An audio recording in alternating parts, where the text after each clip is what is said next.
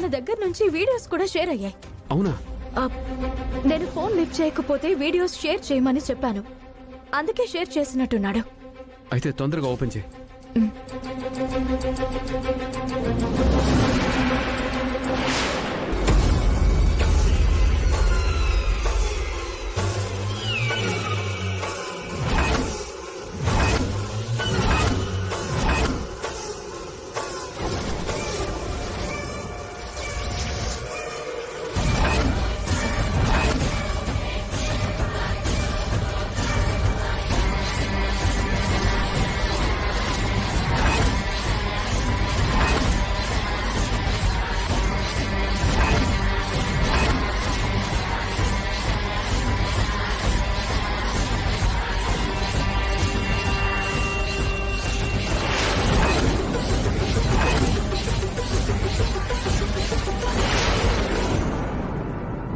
ఆ శవాల కోటలో తిష్ట వేసిన దుష్ట శక్తి నీ మీద అటాక్ చేసిన వశీకరి అని ఇప్పుడు నిర్ధారణ అయింది బావా.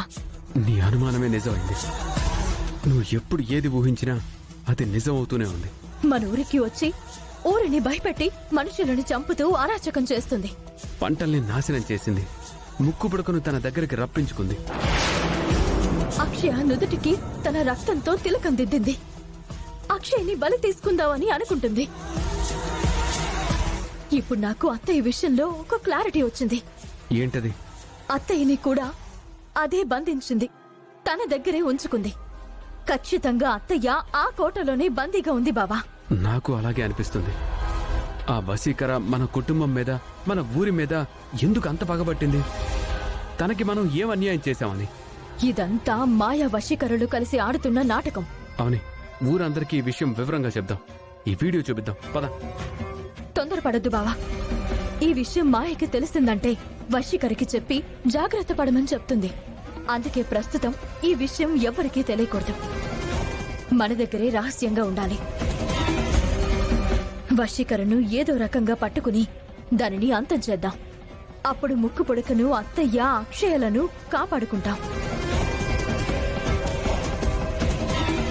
హే వశీకరా, నా చేతిలో నీ అంతం తప్పదే.